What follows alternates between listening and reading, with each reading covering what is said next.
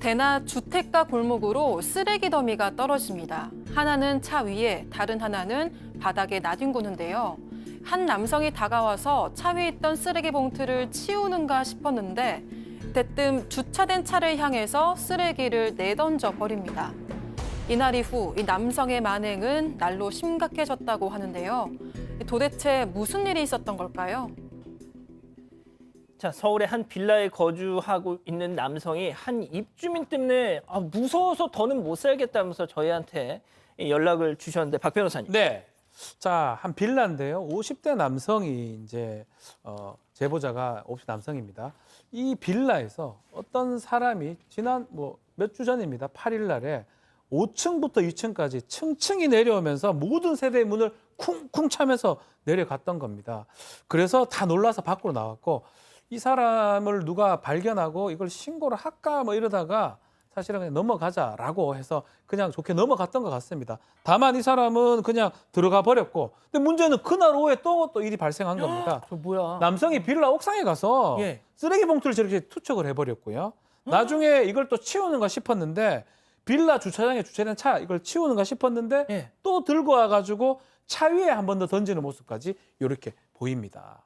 그래서 계속적으로 투척을 하고 여기 와서 차에 이렇게 쓰레기를 던집니다. 그래서 상당히 좀 CCTV 잡힌 모습이 놀랍다라고 지금 보입니다. 아니 뭐 하는 짓이야 지금? 자, 새벽에 남의 집 현관문을 발로 뻥 차는 거 하면 옥상에서 보시다시피 저렇게 쓰레기를 투척, 그것도 차 위로.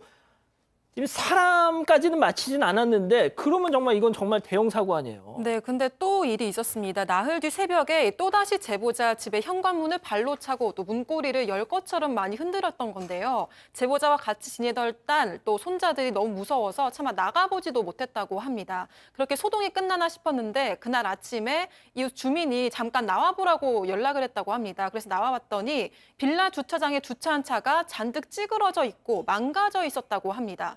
CCTV를 확인해 보니까요. 그 남성이 쇠로 된 분리수거트를 차로 던지고 차 문도 발로 두세 차례 빵빵 찬 겁니다. 심지어 범행 후에 엘리베이터에 자기 집 호수를 밝히면서 지금 네, 그거죠? 지금 네. 이 자, 쇠로 된 들어서? 분리수거트를 와. 저렇게 차를 향해서 던지고 있는 모습입니다. 뭐야? 이렇게 문도 지금 발로 세게 차고 있는데요. 이렇게 차가 많이 망가진 상황을 본 겁니다.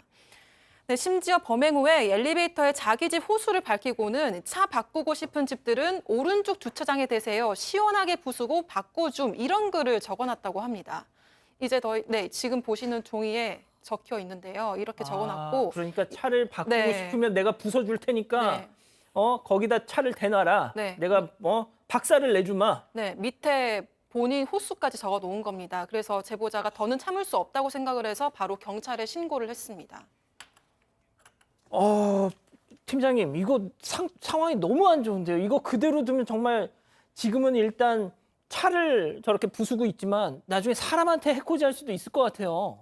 그러니까 제보자가 경찰에 신고를 했습니다. 경찰이 출동해가지고 입주민들이 피해 진술도 듣고 CCTV를 확인해가지고 아마 그 차가 찌그러진 걸 봤을 텐데 제보자의 주장에 의하면 경찰이 뭘 일하겠다 이렇게 말했다고 그래요.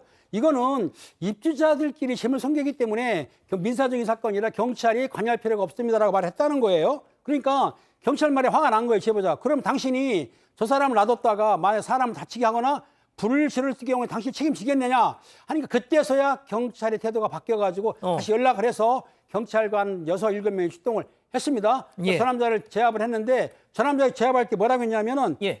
날 왜 잡아가느냐 그리고 적방을 설치 안 했느냐고 따졌는데 어찌됐든 경찰에서 현행범 체포해가지고 데려갔다고 하는데 그 후에 정신병원에 입원시켰다고 하는데요. 아까 그 경찰이 관여 안 한다고 그랬지 않습니까? 그런데 사실은 재물손괴죄도 관여할 수가 있기 때문에 이 주장에 대해서는 제가 좀 의문을 표하는 바입니다.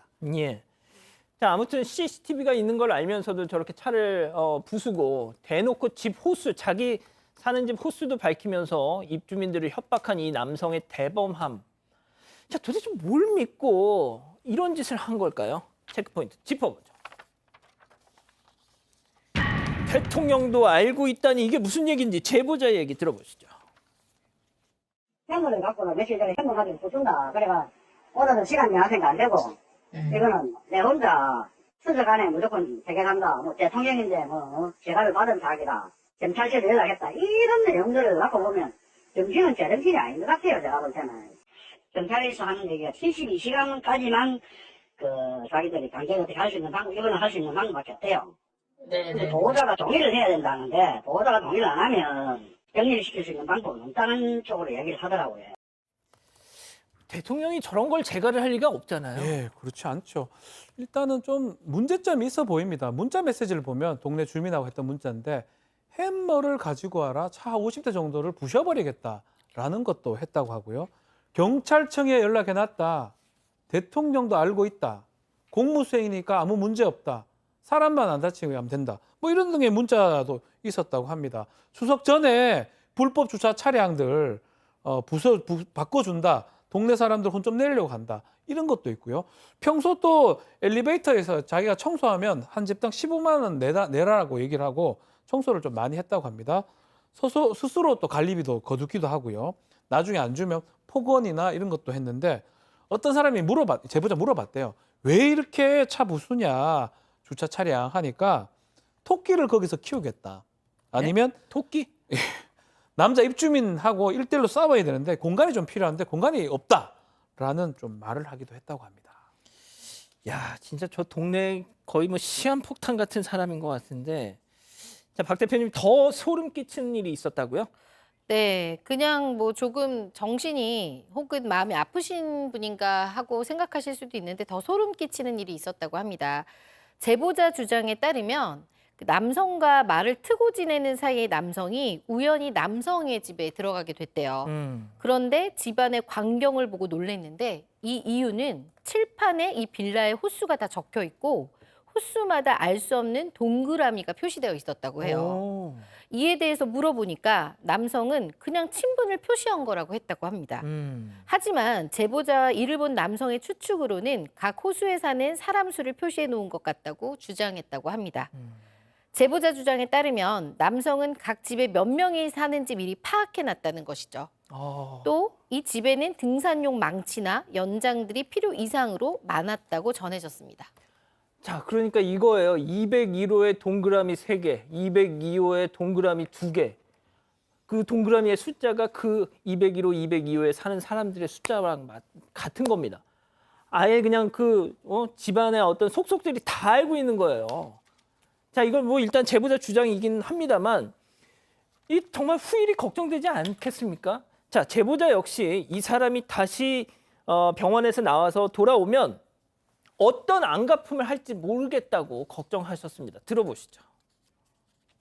저희들 입장에서는 어떤 생각이 들어오느냐 하면 뭐 몇 년 전에 보면 사건이 있었잖아요. 강아 불 지르고 뭐 불പ്പെട്ട던 가수를 위해서 흉기 들고 하는 그런 상황이 있었잖아요. 그런 상황이 딱 떠오르는 거예요 지금. 이놈이 만약에 그런데 신고하는 거나 어떤 그런 내용에 대해서 안심을 품고 그렇게 하지 말라는 법이 없잖아요 지금.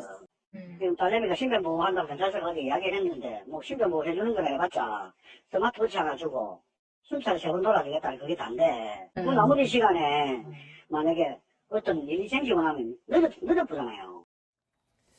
백다혜 아나운서라면 저런 이웃이 있는 빌라에 살 수 있겠어요? 아, 저는 바로 이사를 갈 것 같아요. 지금 제보자분들도 많이 두려워하고 계신 상황인데요. 남성은 지난 12일 체포 후에 지금 현재 정신병원에 입원을 해 있는 상황입니다. 하지만 경찰에 따르면 72시간 이후에는 더 강제로 격리시킬 수가 없다고 합니다. 그러면 당장 내일 남성이 돌아오게 되는 건데요. 그러네요. 격리 기간을 연장하려면 보호자인 가족들의 동의가 있어야 하는데 경찰은 개인정보이기 때문에 연장 여부 또 가족들의 동의 여부도 알려주고 있지 않은 상황입니다. 제보자는 두려움에 집에 불을 지르고 흉기로 주민들을 살해한 아닌 득을 떠올리기도 했습니다. 남성이 불이라도 지르고 흉기로 공격하면 어떻게 하냐면서 지금 2차 피해를 많이 걱정하고 계시는데요. 세상에. 경찰은 격리에 대한 조치는 가족 동의 없으면 할 수 있는 게 없다면서 하루에 순찰을 3번 돌겠다고 했고 제보자 딸에게 스마트워치를 지급했다고 합니다.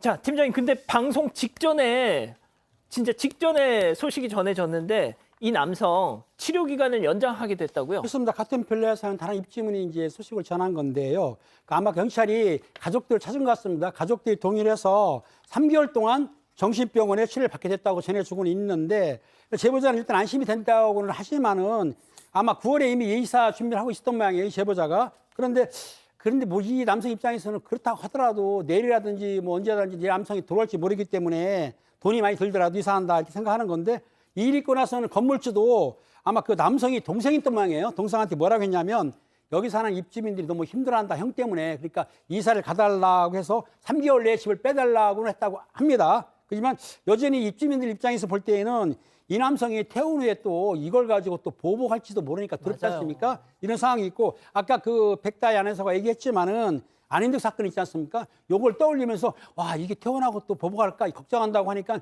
좀 더 발빠른 조치를 취해야 될 것 같습니다. 지금 채팅창에서 우리 가족 여러분들 중 일부 분들도 우리 동네에도 좀 비슷한 사람 있는데 어떻게 할 수가 없어요. 지금 많은 말씀 주고 계시는데 현행 정신건강복지법이 워낙 이제 이 병원 강제 입원에 대한 엄격한 규정을 하고 있다 보니까 참 쉽지가 않네요. 아파트에 불을 내고 대피하는 사람들에게 흉기를 휘둘렀던 안인득 사건 기억하실 겁니다. 최근 의정부에서 비슷한 일이 벌어질 뻔했습니다. 다행히 스프링클러가 작동해 불이 번지지 않았습니다. 방화범은 흉기를 준비했고 부탄가스도 500개 넘게 발견됐습니다. 이가람 기자입니다. 흉기를 손에 든 한 남성이 오피스텔 복도를 돌아다닙니다. 누군가가 나오기를 기다리듯 문 앞을 계속 서성입니다. 겉옷에 흉기를 숨기는 모습도 고스란히 포착됐습니다.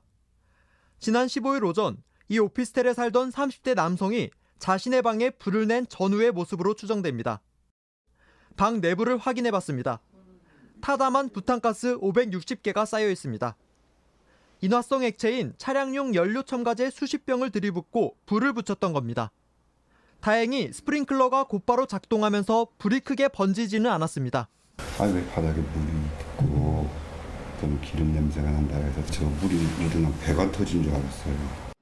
15층 규모의 이 오피스텔에는 원룸 70여 개와 학원도 있었는데 인화성 물질이 폭발했다면 자칫 대형 참사로 번질 뻔했습니다. 바닥에 뿌려놨기 때문에 거기까지 인화가 되면은 이제 옆에 번져 있던 것도 동시다발적으로 폭죽같이 터지.